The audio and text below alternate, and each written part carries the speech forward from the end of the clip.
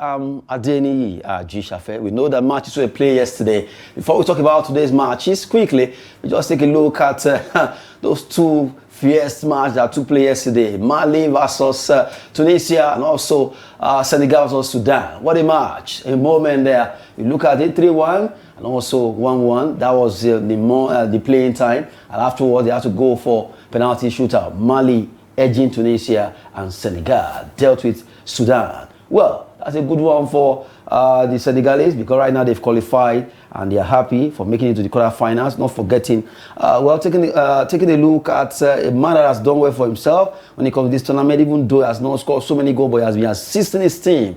They call him the source.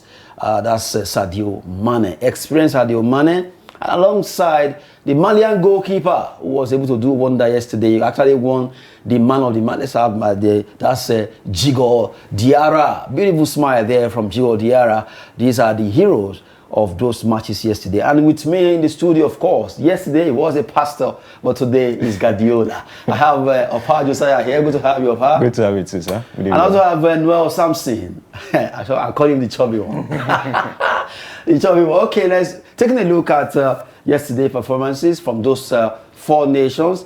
Let's start with Senegal. Senegal versus Sudan. You said 2-1 yesterday. Yes. Then it was 3-1. You and Madia. Yes, actually. I was kind of impressed, but not surprised, considering that they considered it quite early in the game. And, I remember saying that as long as they keep their shape, they maintain tempo, they are going to pull through. And that's exactly what they did. Okay. Senegal versus Sudan. Yeah, it was when Sudan first scored, like, what's happening? Is it going to be a shocker or something else? But, Sudan they've not had a kind of a set of good players because of the situation they have in their country. So where yesterday I was telling my friend, I said it's going to be a very sweep over for Senegal. But when we saw the one goal, I was like, what is happening here? But as you know, Senegal's they are AFCON champions and have great players like Mane and the rest. So they won yesterday. So it's a very good one for them. A good one there. Now, talking about Mali, Tunisia. What a moment, what a tough match. We gave them 50-50. Eventually, it also went to penalty shootout. And it ended up 3-2. In fact, Tunisia were scoring when Mali were throwing the goals away at the beginning of the penalty shootout. Tunisia actually really disappointed, considering Mali got a red card very early in the game. But for Mali to have remained in the game, even to that very moment that Tunisia scored, it was a miracle, kind of. But they maintained discipline after going a man down. And at the end, the god of football really favored them, with their goalkeeper saving them in the dying seconds of that game. Okay, what can you say about that match too? Actually, Mali, they came into this, out of the tournament, out of the group stage with the country with the most yellow cards. That is 10 yellow cards, and they have the most tackles also too. To make sure to show you that their discipline is, they are not quite disciplined when it comes to collecting cards and everything. So actually we have turned something else against Tunisia, but fortunately for them, as I said, the god of soccer saved them yesterday. But going forward, they should make sure they maintain the way they've taken the cards, because for them being the highest country with the highest number of yellow cards during this group stage match, having 10 yellow cards, this time it might not be the next round. They might not be fortunate enough to win the matches. So kudos to them also too, and to their keeper also too.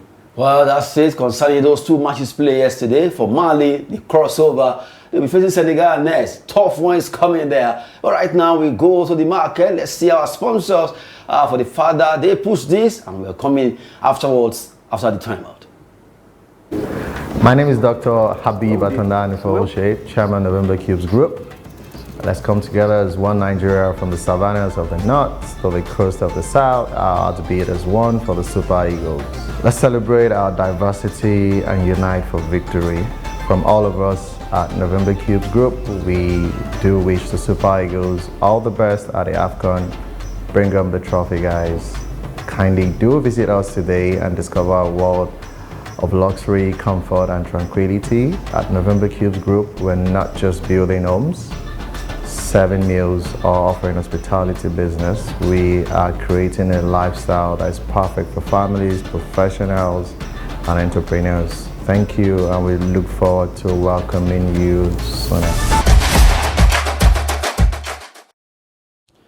Welcome back on the show. Still AFCON updates on Trust TV. We just saw that moment there, but now the action is ongoing over there in Morocco. The host nation, Morocco, slugging out against Tanzania. Taking a look at the matches for today. Well, of course, ongoing right now. Morocco versus Tanzania is ongoing. Tough one there. South Africa, Cameroon will be coming up later. But before we talk about Cameroon, South Africa, we're focusing on this. And sincerely, this match is taking place at the Mel Abdallah Stadium. Atlas Lions, they call the Moroccan team, semi-finals at the 2022 FIFA World Cup Finals, are making their 28th appearance in the competition. They have won only once before, when the event was staged in league basis in Ethiopia in 1976. Tanzania's Taifa Stars are in the round of 16 despite finishing third in Group C with 2 points. The Stars are making only their 4th appearance at the AFCON and have set a record of reaching the knockout round for the first time. Okay, let's take a look at the lineup. Well, the match is ongoing, and quickly, of course, big one there. Hakimi is back, and it's a tough one. Morocco, of course, Bono is there. Hakimi, Aguad, Massina, Mazrao, El Kanoussi, and so you have Esboli, Brahim Diaz, Kahabi, and Sabari for Morocco. Suleiman, Salom, Mahova, Sanga, Husseini, Masaranga, you have Yento, and Joe. Don't forget him, Mirochi. Their coach, Argentine Miguel Gamondi versus Moroccan Wale Rekrake, the man with a lot of experience right now. So, taking a look at let's start with from Nuel. As it is right now, the match is ongoing. This is the lineup. I'm sure a lot of people wanted to see this man, Brahim Diaz, and Hakimi starting this game. What can you say? What are you expecting with this lineup?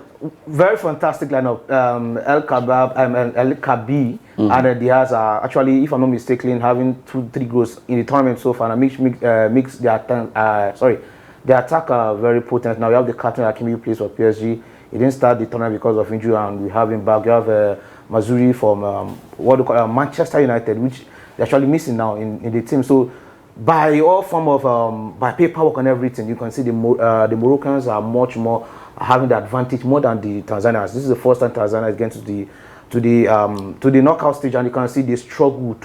Despite having an Argentine. It's not Argentine, no. How are we even sure this Argentine is not maybe 4th rated or 5th rated? Come on.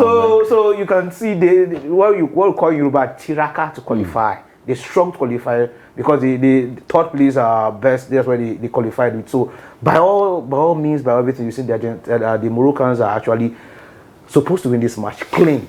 But anything can happen with football. The god of football can favor the Tanzanians.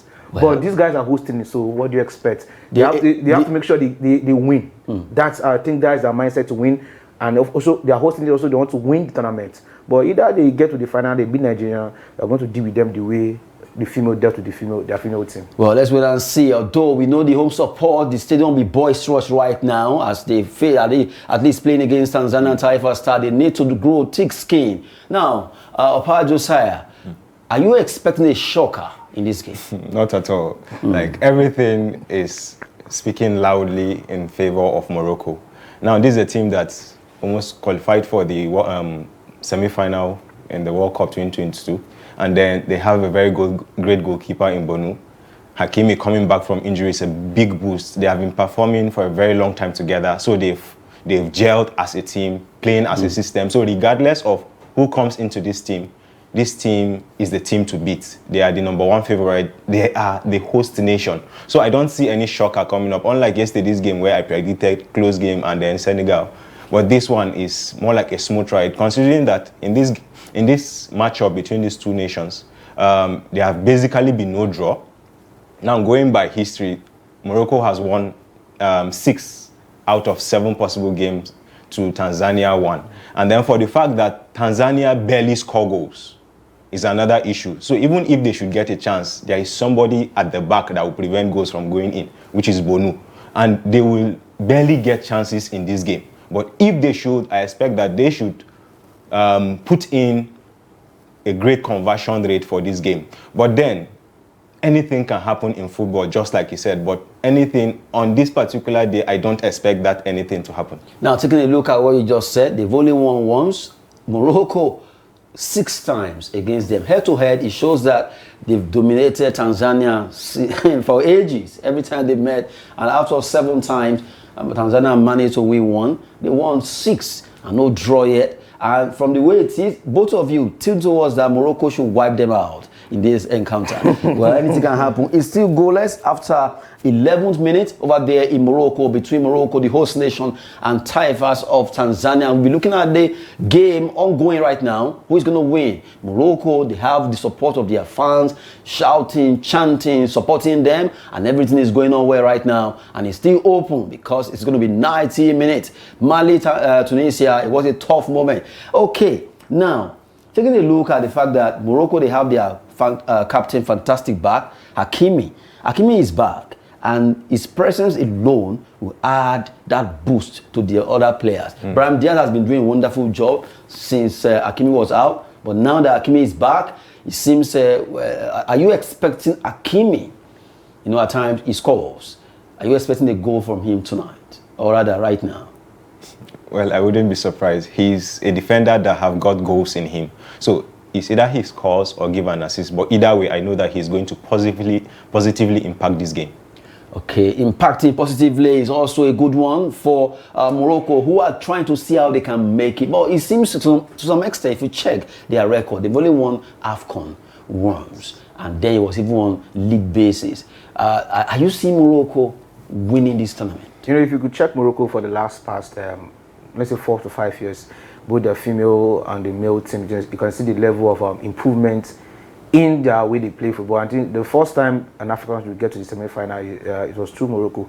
So you can see the improvements and the improvement that their players playing in big teams, and they're not just playing big teams. It's not about your players playing for a big team. How often do they play? I know you get my point. And how good? How good are they? Look at Bono there, the first choice keeper for his team there in Saudi Arabia.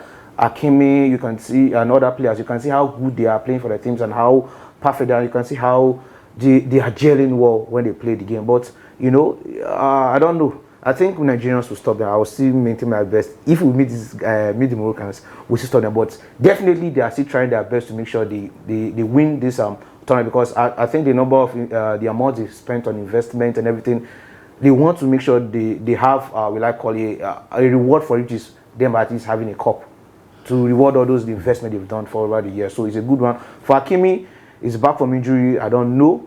He might not be able to pick up like that the way we expect him to pick up, because he hasn't been playing constantly for some time now. So I just wish them the best. And for Tanzania, anything can still happen. Anything can still happen, coming from Nuel, Samson, and also Oppa, Josiah. Both of them have been doing a tic-tac in the studio. Of course, Moroccans, even if Hakimi will crawl, they want him there because of the fact that he inspired them to victory. And of course, they have Brahim Diaz, fantastic player who has done so well for that particular team. Well, there's a particular player who loves to score, El Kabi. So what can you say? Are you expecting something great from him if he's able to? Well, I'm expecting him to, I would want him to score, considering that he has not just been scoring goals, but classic goals. So I'll be expecting another classic. Expecting classic there. We'll be looking at that match between Morocco and Tanzania. It's still goalless at the 14th minute, as it's going right now, but they're in Morocco at the Abdallah Stadium. Who's going to win? It's going to be Morocco, the host nation. They want to go for the quarterfinals. In fact, they want to host and win, but they have to really work hard. Like we were saying, Noah Samson, that Morocco, they have this, they have that. But sincerely, this particular tournament, they've not been at that level they were, if you compare the way, let's say, Algeria, maybe Morocco and Egypt seems to be having little kind of... They've not been performing to the way we expect them to perform. So, but still, this is their home. The ginger now is quite different from them. Although, because prior to this tournament, we were saying, Morocco, it should be like 7-0, 8-0, but you can see they were scoring like 3, not the way we expect them to score, but still, the point of it, the end of discussion is that, okay, at least you have your 3 points in your back. Did I hear you say end of discussion? Oh my goodness. It's to have your 3 points in your back, and your bench is to carry the cup. Since we are going to cars now, So the main purpose of them to win the competition at the end of this at the end of the competition, but still, you know, I'm not still scared of Morocco either when Nigeria meet them or not, because they are playing well, good, they are scoring, winning, but no, this is not the kind of Morocco which we can't even meet Morocco for now. I think it's Algeria, DR Congo. Yeah, I'm just saying, because I know we might meet them in the final. Because I know we are getting seriously. To the final. Why do you put other countries? No, I'm not. I'm a prophet. Why so don't you just calm down first? Let's even beat Mozambique first. No, we'll beat Mozambique except the boys are not to win the match. Eagles with the way they. I said except they decide not to win the match. Oh my goodness. Okay. Anyway, Oppa Josiah, do you want to digress a bit? I saw the way you were squeezing your eyes. For him to say that Morocco have not been performing, I beg to disagree. No, I didn't say they don't. I would say they've not been performing up to expectations. Okay, my bad. All right. So for the past 20 games, they are unbeaten.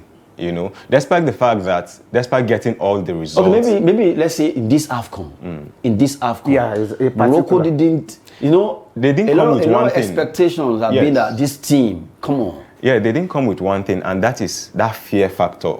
In as much as they have been getting the result go their way, teams are not intimidated by the fact that we are going to face a Moroccan team. Yeah, the host. Yes, you know, there is usually no intimidation on that part. Well, as you speak right now, Morocco, they've actually banged a goal. They've scored. Ibrahim Hamad, Ismail Sabari have scored for Morocco. That's 1-0 there in favor of Morocco in the 16th minute so far. So, well, good one. Morocco, they've scored. We're expecting 2 more, at least.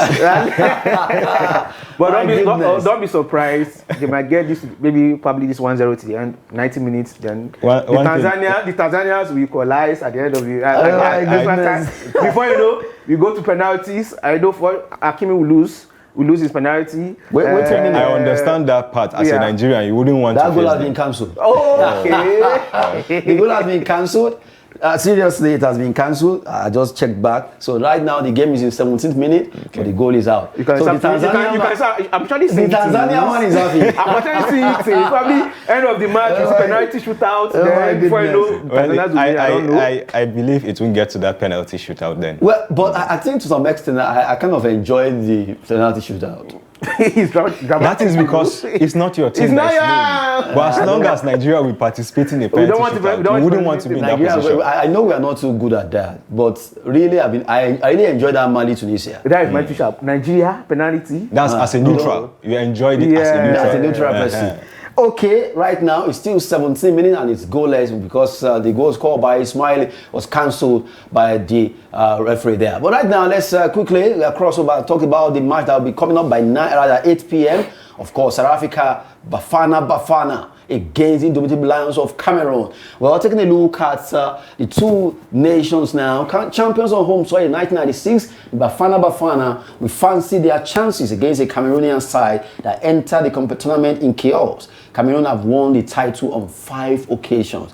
David Pago leading Cameroon from the dugout. We bang on Elta Young and Brian Belmo to take the battle to the Bafana and get early goals. Cameroon are making their 21st appearance, while the Bafana are making only their 11th time at the AFCON. These are the two teams facing by 8 o'clock. And still talking about it, let's take a look at the maybe predicted lineup. Then we look at the head-to-head predicted lineup. Of course, David Pago is the coach of Cameroon. Hugo Bruce of South Africa.